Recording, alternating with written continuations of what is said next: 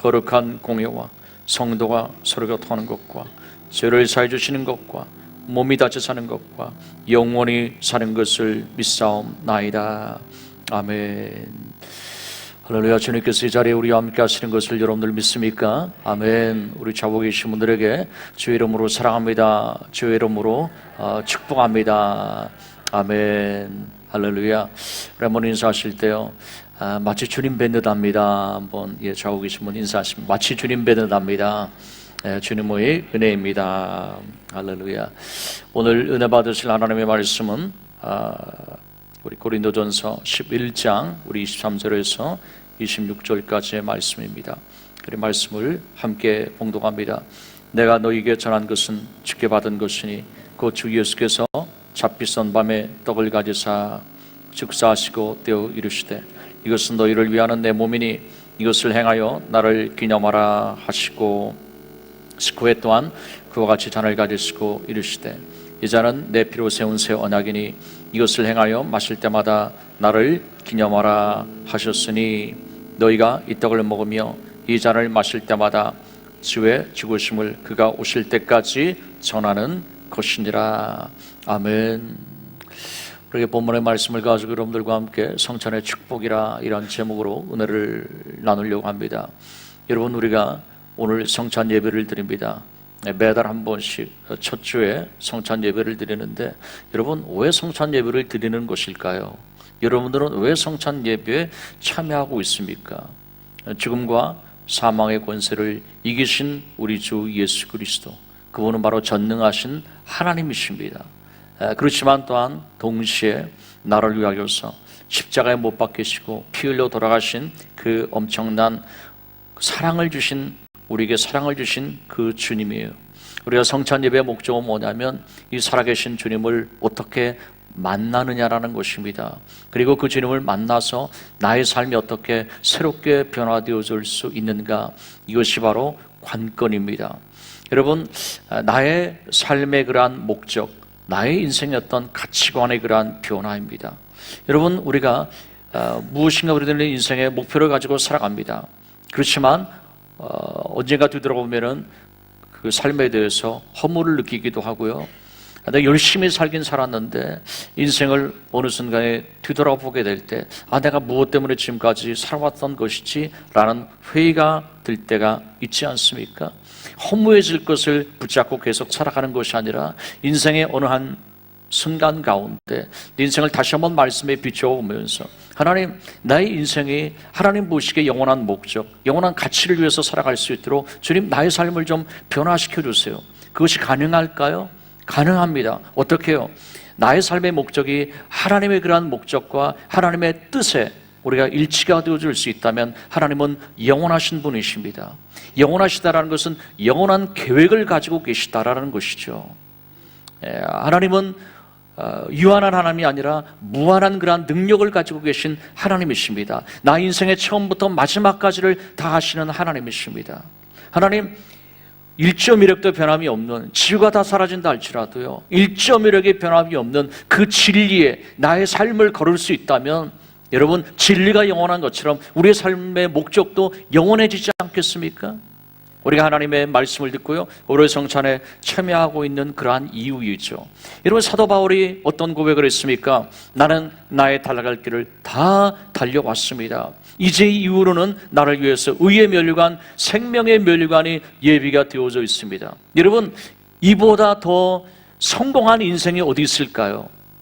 내 인생의 마지막 순간에 왜 내가 이렇게 살았지 않은 그런 일만의 후회가 없이 나의 달려갈 길을 다 달려왔기 때문에 나는 더 이상의 여한이 없습니다 라고 고백할 수 있다면 사도 바울의 삶은 고난의 연속이었습니다. 인간적으로 본다면은 정말 고통과 아픔이 끊일 날이 없었죠. 그렇지만 여러분, 인생의 마지막 그날에 승리의 찬가를 부릴 수 있다면 바로 이것이 성공한 인생 아니겠습니까? 그런 영원한 목적과 영원한 가치를 붙잡았기 때문에 가능했던 것이죠. 여러분, 성경에 보면 주님께서 이런 말씀을 하셨어요. 어떤 사람이요 자기 모든 전소유를 다 팔아서 밭을 하나 삽니다. 사람들이 다 비웃었습니다. 그 밭은 그럴 만한 가치가 없었기 때문에요. 그래서 소유를 다 팔아서 밭을 산 그 사람의 동기는 무엇이었습니까? 그 밭 안에 엄청난 보화가 있었기 때문에 자기의 소유를 다 팔아서 그 밭을 샀던 거예요. 여러분, 복음이라는 것은 바로 이러한 것입니다. 많은 사람들이 교회를 왜 다니는지, 정말 하나님의 말씀을 그렇게 소중하게 여기는지, 왜 말씀을 듣고 말씀대로 살아가기 위해서 큐티를 하고 말씀을 실천하고 왜 그러는지 사람들은 비웃을 수 있습니다. 그렇지만 복음은 우리에게 영생을 주는 그러한 능력 아닙니까? 복음은 하나님의 불변하는 그러한 약속이고요, 그 말씀은 반드시 이루어지는 하나님의 그러한 능력이에요. 여러분, 할렐루야. 우리가 이것을 안다면 하나님, 내가 이것을 소유하기를 원합니다. 이 세상에 그 어떤 것보다도요, 이러한 갈망하는 그러한 마음을 가지고 살아가는 것, 바로 그것이 당연한 그러한 일일 것입니다. 우리가 성찬 예식이 하나의 종교 예식에 그쳐서는 안 되어져야 될 그러한 이유이죠. 예수 그리스도의 삶과 죽음이 총체적으로 내가 경험이 되어지고 체험되어지는 거룩한 예배가 되어지기를 원합니다. 이와 같은 소망 여러분 가운데 있기를 주의 이름으로 축원합니다. 여러분, 예수님께서 언제 성만찬을 베푸셨습니까? 6월절 저녁이에요. 여러분, 6월절 저녁 식사 때입니다. 6월절이 어느 때였어요? 여러분, 이스라엘 백성들이 출애굽하기 전에 이제 어린 양의 그 피를 문설주와 인방에 발랐습니다. 그랬을 때 죽음의 사자가 넘어갔죠. 그 모든 동네에 애곡 소리가 가득했었을 때, 어린 양의 피를 문설주와 일방에 발랐을 때 죽음의 사자가 그들을 건드리지 못했어요. 그냥 넘어갔습니다. 파스 오버했습니다. 그래서 6월절이죠. 여러분, 마찬가지입니다. 예수 그리스도의 십자가의 보혈이 나에게 있다라면 여러분, 저주가 떠나갈 것입니다. 인생 가운데 사단의 어둠의 세력들이 떠나가게 되어질 것입니다. 마귀의 저주가 떠나가고 하나님의 은혜가 그 가운데 넘쳐나게 되어질 것입니다. 우리가 성찬 예배를 드리는 이유는 바로 이러한 것이 있는 거예요. 우리가 주님의 은혜를 생각하게 될 때요, 주님, 이를 위하여서, 나를 위해 십자가 위에서 죽어주셨군요 라는 걸 생각한다면 성찬 예배 가운데는 여느 예배하고는 달리 더 깊은 감사가 있지 않겠습니까? 주님께서 나를 위해서 십자가에 생명 주신 그 은혜가 내 마음 가운데 깊이 깨달아질수록 더 깊은 감사가 있지 않겠습니까? 우리가 지난 주일에 감사에 대해서 세 가지 차원의 감사에 대해서 말씀드렸습니다. 무슨 감사입니까? 우리가 상황 감사예요. 두 번째는 비교 감사입니다. 그렇지만 이러한 감사가 아니라 하나님 우리에게 원하시는 것은 뭐예요? 절대 감사입니다. 여러분, 상황 감사는 뭐입니까? 여러분, 비교 감사는 뭐입니까? 우리가 상황 가운데서 어떻게 감사할 수 있지? 그럴 만한 상황을 우리가 만날 수 있어요. 그렇지만 이러한 모든 것들을 내려놓고요, 하나님, 제가 하나님 때문에 감사합니다. 메삭과 사드락과 아벳느고처럼 그리 아니하실지라도, 내 소원대로 되지 아니할지라도 하나님 감사합니다. 하박국의 감사는 무엇입니까? 하는 일마다 되는 게 없는 거예요. 그럼에도 나는 하나님 앞에 감사합니다. 여러분, 이 절대 감사가 하나님의 구원을 낳습니다. 감사하는 자가 나를 영화롭게 한다고 그랬어요. 절대 감사가 하나님을 영화롭게 하는 거예요. 여러분, 감사는 기적을 낳습니다. 여러분, 상황이 좋을 때 누가 감사하지 못합니까? 내가 다른 사람들보다 나을 때 누가 감사하지 못하겠습니까? 그렇지만 전혀 감사할 수 없는 상황 가운데도 절대적으로 하나님 때문에 감사할 수 있다면 이 감사가 기적을 체험하게 하는 거예요. 이와 같은 감사가 여러분 가운데 있기를 주의 이름으로 축원합니다. 우리에게 감사가 있다면요, 세 가지의 열매를 맺게 되어질 거예요. 첫 번째로는 봉사와 섬김의 그러한 열매입니다. 여러분, 하나님 보시기에 가장 아름다운 사람은 어떤 사람일까요? 세상 사람들 외모로 사람을 판단하지 않습니까? 그래서 얼짱이다 몸짱이다 하는 그러한 이야기도 사실은 나온 얘기 아니겠어요? 그렇지만 하나님께서 보시기에 가장 아름다운 사람은 어떤 사람일까요? 그것은 사람의 사랑에 상처가 있는 사람이에요. 그리고 섬김과 봉사로 인하여서요, 손과 발 가운데 그러한 아픔이 있는 거란 사람입니다. 예수님께서 우리를 사랑하신다고 말씀하셨어요. 그리고서 말로만이 아니라 우리를 위해서 십자가에 생명을 주셨습니다. 대속 제물이 되어 주셨고요, 우리에게 영생을 주시지 않았습니까? 근데 오늘날 주님을 사랑합니다 라고 고백을 합니다. 여러분, 주님을 사랑하십니까? 주님을 사랑한다 이러면 고백할 수 있어요. 그렇지만 얼마나 많은 사람들이 단지 그냥 립 서비스이죠. 입술로서만 사랑한다고 그렇게 하는 거예요. 그렇지만 사랑에는 흔적이 있어야만 되는 것이죠. 어떤 흔적입니까? 희생의 흔적이에요. 아픔의 흔적이에요. 내가 손해보는 것의 그러한 흔적이에요. 여러분, 이러한 흔적을 생각하게 될 때요, 잘 이해가 되지 않는다면 여러분들의 자녀를 한번 생각해 보십시오. 사랑하기 때문에 아픔이 있습니다.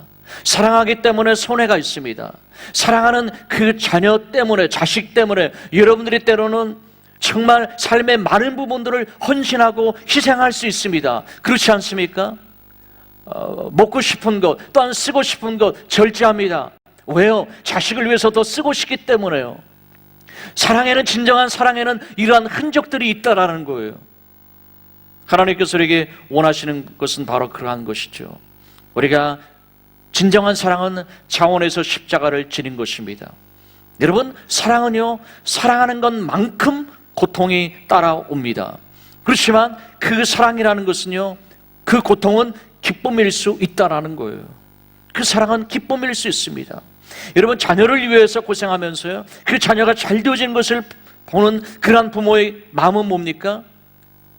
그 자녀를 위해서 내가 손해본 것이 아니라, 그 자녀로서 내가 빼앗겨진 그러한 시간과 그러한 젊음과 이러한 것들이 아니라 그 마음 가운데 오히려 보람이 있고 기쁨이 있고 또한 충만함이 있지 않습니까? 그와 같은 사랑을 주님께서 우리에게 말씀하고 계세요. 우리가 골로새서 1장 24절 사도 바울의 그러한 고백입니다. 우리 같이 한번 읽어봅니다. 나는 이제 너희를 위하여서 받는 괴로움을 기뻐하고 그리스도의 남은 고난을 그의 몸된 교회를 위하여서 내 육체에 채우노라. 여러분, 너희를 위해서 받는 괴로움을 기뻐한다라는 것입니다. 괴로움을 기뻐한다라는 거예요. 바로 역설적인 그러한 기쁨이죠, 여러분. 진정한 기쁨은 이러한 것에서 오는 거예요. 모든 일이 잘 되어질 때 기뻐하는 것은 누구나 다 할 수 있어요. 그렇지만 너희를 위해서 받는 괴로움이 나에게 기쁨이 되어진다라는 것입니다.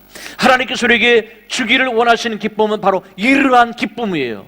세상에서 줄 수 있는 그러한 기쁨이 아니라요, 있다가 바로 사라지는 그러한 기쁨이 아니라요, 가장 깊은 곳에서부터 영원히 사라지지 아니할 하나님께서 기뻐하시는 그 기쁨을 우리 가운데 주기를 원하시는 거예요.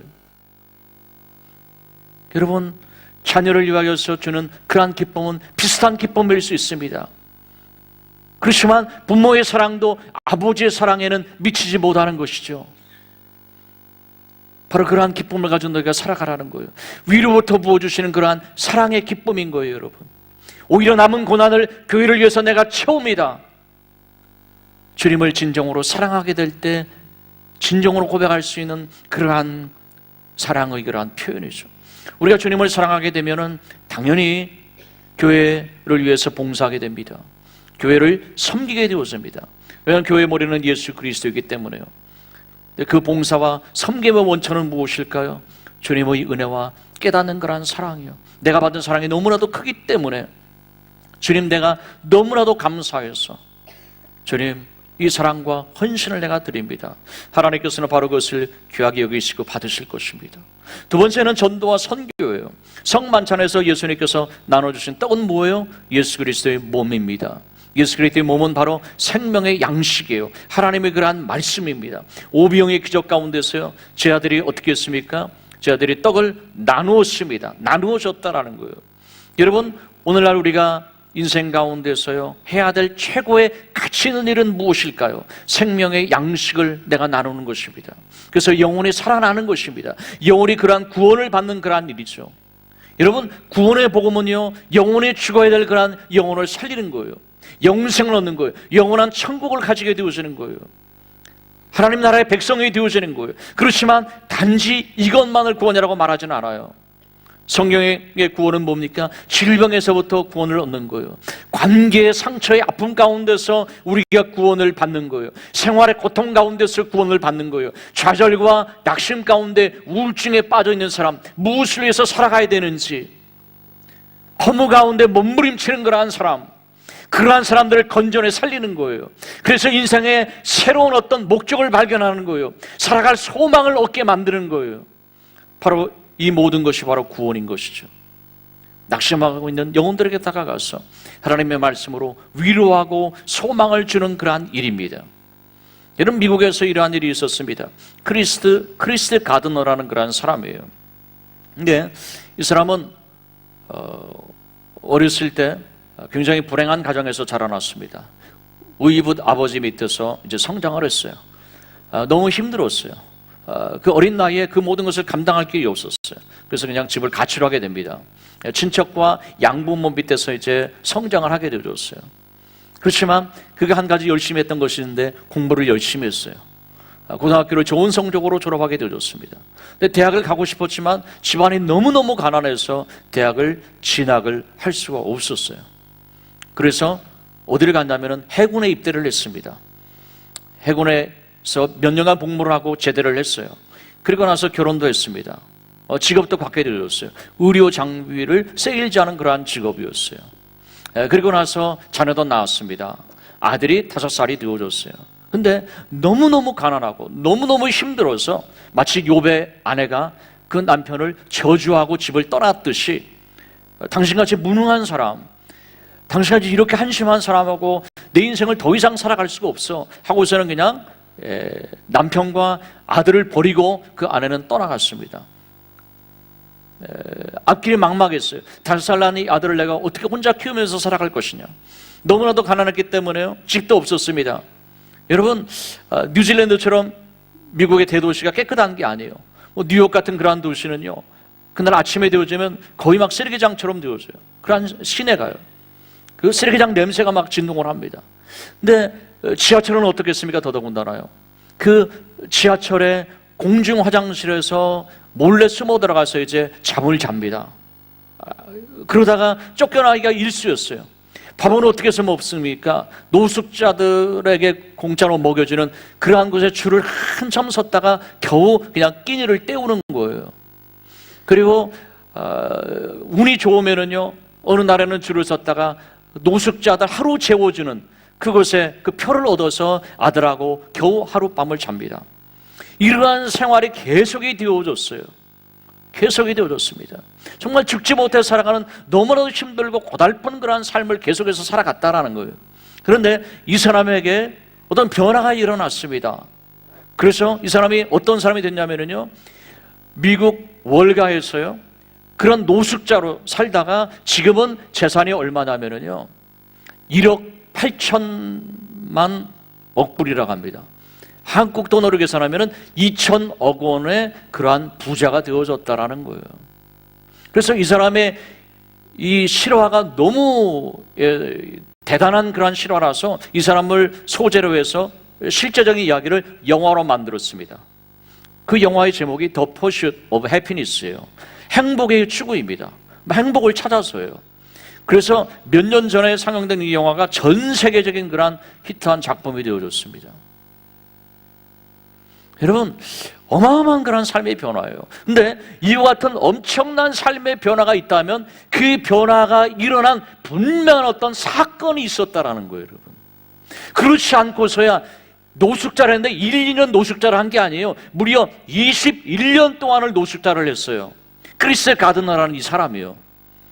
21년간 노숙자를 했다가 어떻게 이러한 천문학적인 거부가 되어졌을까요, 여러분? 분명한 어떤 사건이 있지 않았겠습니까?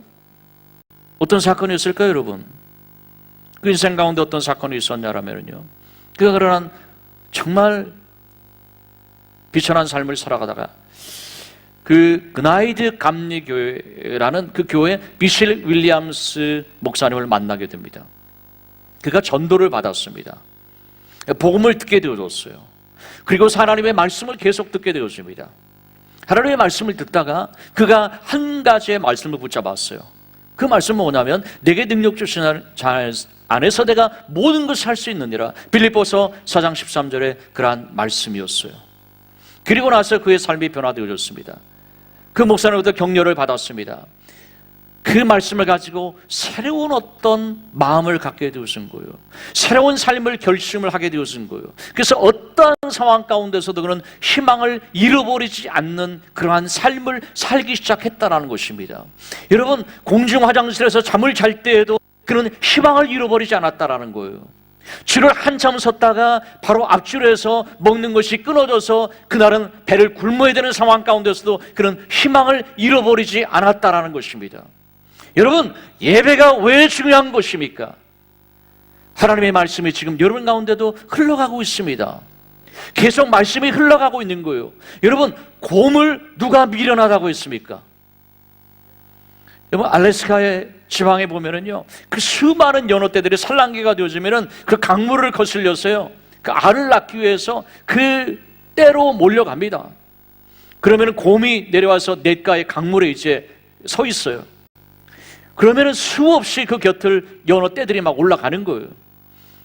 여러분, 그러다가요, 곰이 정말 재빠른 동작으로 전광석화처럼 손으로 때려서 잡든지 아니면은 입으로 물어서 그 연어를 잡습니다. 얼마나 빠른지 몰라요, 여러분. 여러분, 아무리 수많은 연어떼가 지나간다 할지라도요, 잡지 않으면, 붙잡지 않으면, 내가 먹지 않으면 아무 소용이 없는 거예요, 여러분. 하나님의 말씀이 아무리 여러분 가운데 흘러간다 할지라도요, 그 말씀을 아멘으로, 하나님, 이 말씀은 나의 것입니다라고 붙잡지 않는다면 의미가 없다라는 것이죠, 여러분.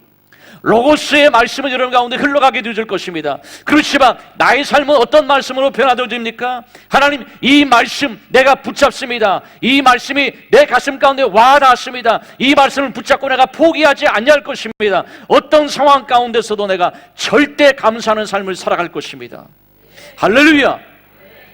바로 이와 같은 삶의 어떤 결단, 변화되어진 여러분의 삶의 자세, 이것이 아니라면 여러분, 우리 인생 가운데 어떤 변화를 여러분들이 꿈꿀 수 있을 것입니까? 어떤 상황 가운데서도 나는 집은 없었습니다. 그렇지만 꿈은 있었습니다 라고 고백했습니다. 여러분, 꿈이 있습니까? 말씀으로 인한 꿈이 있습니까? 하나님께서 우리에게 원하시는 거예요. 하나님께서 우리에게 물어보기를 원하시는 거예요. 삶의 역전은 바로 말씀에서 나온 것입니다. 한 번의 예배, 오늘 한 번의 예배가 여러분들의 인생을 180도로 바꿀 수 있습니다. 수도 없이 바꿀 수 있다라는 거예요. 여러분, 예배 가운데 무엇을 기대하십니까? 의료적으로 그냥 나와 있습니까? 여러분, 이것은 얼마나 비극적인 그러한 일입니까?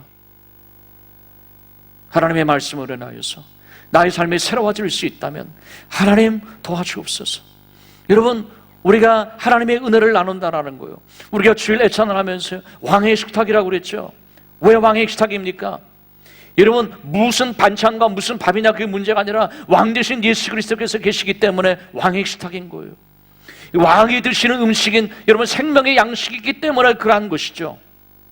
왕의 식탁의 가장 주제는 무엇입니까, 여러분? 그 말씀을 가지고요, 낙심한 영혼들을 권면하는 거예요. 그리고 그 지침 심령 가운데요, 하나님의 말씀으로 용기를 주는 거예요. 상한 심령 가운데요, 하나님이 당신을 사랑하신다는 것을 말씀을 통해서 소망을 주는 거예요, 여러분. 바로 이것이 우리가 이제 주일 애찬을 하는 그러한 이유입니다. 마음이 새로워지고요, 인생의 태도가 바뀌어지는 거예요. 진정한 치유와 회복은 어디 있는 것일까요?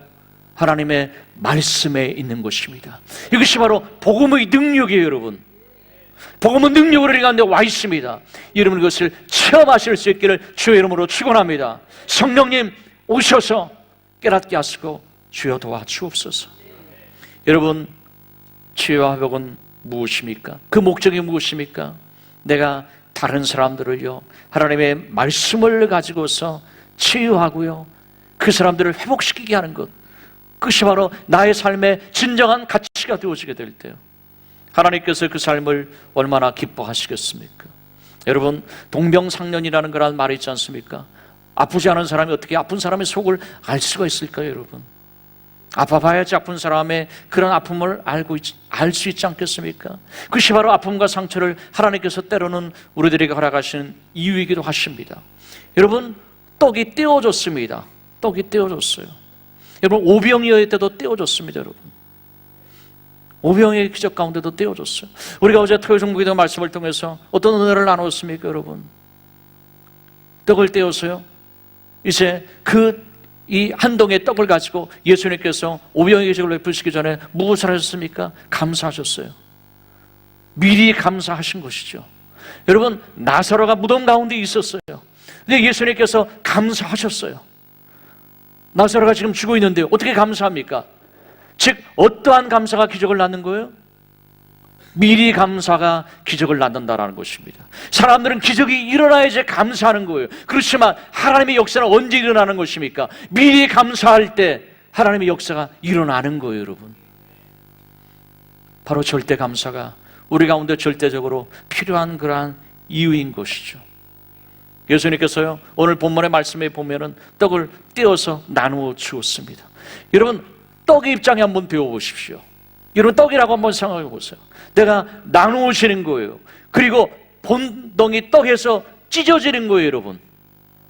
그 떡은 아픔입니다. 그 떡에게는 엄청난 그러한 상처이죠, 여러분. 그리고 바로 고통이에요. 하나님께서는 때로는 우리들에게요, 이런 어떤 고통과 찢어짐을 주실 수 있습니다. 그것은 때로는 사랑하는 사람과의 이별일 수도 있습니다. 또는 정든 고향을 떠나온 그러한 아픔일 수도 있습니다, 여러분. 여러분, 우리가 성경을 보면은요, 그런 아픔의 사람들을 우리가 보게 되었습니다. 아브라함과 모세는 고향을 떠나오는 아픔이 있었어요. 바로 이민자들의 조상입니다. 우리가 다 고향을 떠나온 어떤 그런 아픔이 있지 않습니까? 하나님께 그들을 사용하셨습니다. 여러분, 남편과의 이별을 경험한 룻도 있습니다. 아픔과 상처가 있었습니다. 여러분, 사무엘은요, 어머니와 헤어져야 되는 그런 아픔과 상처가 그 안에 있었습니다. 그렇지만 하나님께서 이러한 모든 것을 알아가신 이유는 무엇일까요? 하나님께서는 그 상처를 통해서요, 하나님은 그들을 축복의 통로로 쓰셨다라는 것입니다. 어떤 축복의 통로입니까? 사람들의 상처를 덮고요, 치유하고요, 회복시키는 그러한 통로로 하나님께서 쓰셨다라는 거예요.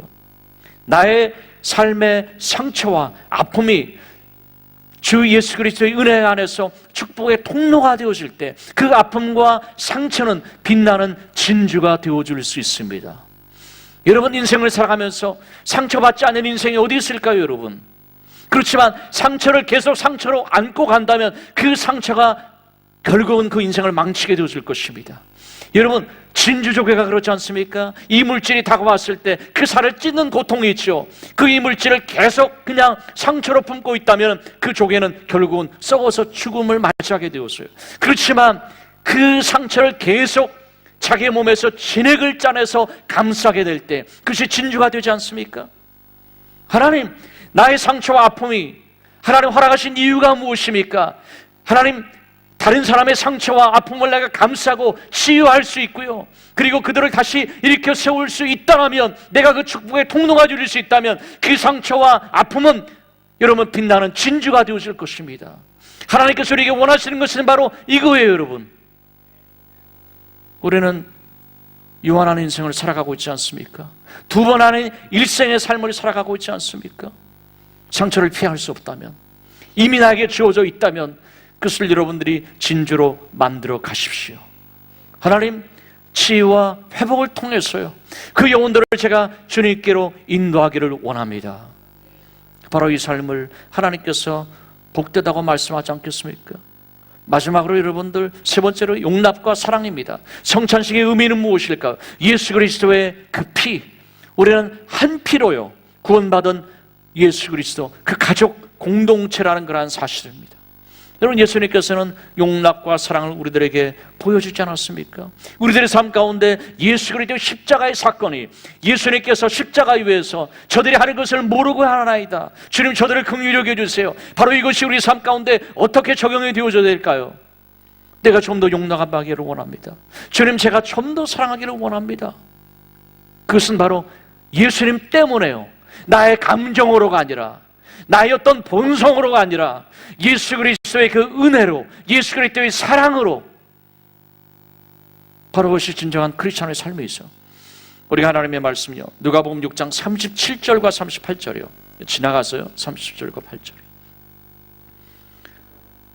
뒤에 부분, 우리 같이 한번 읽어봅니다.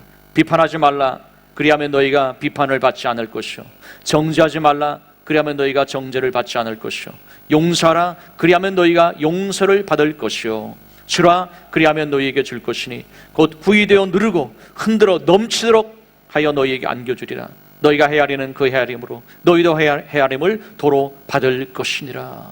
여러분, 우리가 좀 더 긍휼한 마음, 좀 더 사랑하는 마음, 내가 성찬을 통해서 다시 한번 예수님 나를 얼마나 사랑하셨는지를 깨닫는 것입니다. 우리를 향하신 예수님의 두 가지의 명령이 있지 않습니까? 첫 번째 명령이 뭡니까? 서로 사랑하라는 것입니다.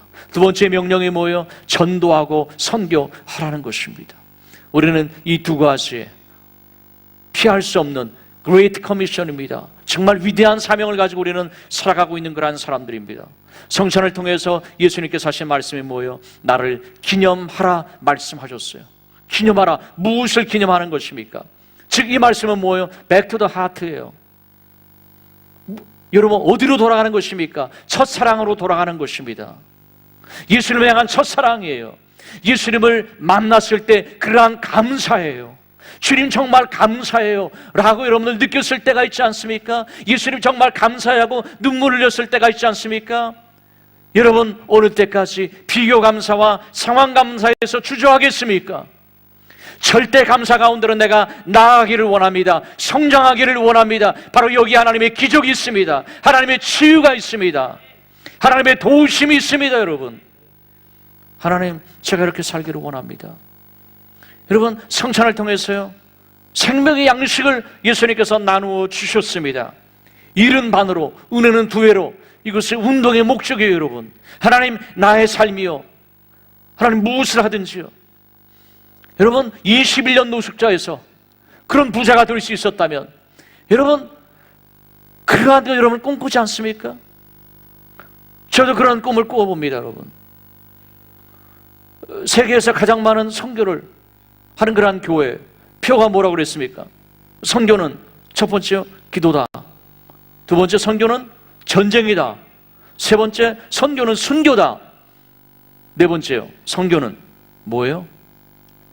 돈이다. 그것은 원래 없었던 건 추가한 말이라고 그랬어요. 여러분, 선교사를 파송하는 것이 얼마나 많은 재정이 필요합니까? 선교사를 후원하는 것도 얼마나 재정이 필요합니까? 문화선교이든 무슨 선교이든요, 여러분, 정말 많은 돈이 필요합니다. 근데 여러분들이 그러한 꿈을 가질 수는 없습니까? 하나님, 크로스파이 비전을 이루기 위해서 하나님, 나에게 부어주시옵소서. 제가 분명히 그러한 부자가 되어질 이유가 있습니다. 나를 위해서, 나만을 위해서가 아니라 하나님, 영혼 구원을 위해서요. 여러분, 그렇게 생각할 수 있습니다. 나는 직장인인데요, 내가 무슨요, 나는 가정주부인데요. 여러분, 21년간 노숙자였습니다. 여러분 지금 노숙자예요? 그보다 낫다면 여러분 꿈은 가질 수 있는 거 아니에요? 중요한 것은 뭘까요? 여러분들의 마음의 변화예요. 여러분 인생의 태도의 변화예요. 여러분, 마음이 변화되지 않고 태도가 변하지 않는다면 다시 돌아오는 거예요. 여러분, 무슨 의미가 있을까요? 여러분, 처음에 시작은 뭡니까? 내 마음이 변화되어지는 거예요. 꿈을 갖는 거예요. 여러분, 내 인생의 새로운 태도를 갖는 거예요. 어떠한 상황 가운데서 내가 절대 감사를 잊어버리지 않는 거예요. 가장 처절한 상황 가운데서도 희망을 빼앗기지 않는 거예요. 여러분, 이것이 시작이에요. 이것이 전부예요. 여러분, 왜요? 내 안에 계신 예수 그리스도께서 하실 것이기 때문에, 주님께서 하실 수 있는 그러한 자리를 여러분들이 마련해야만 되지 않겠습니까?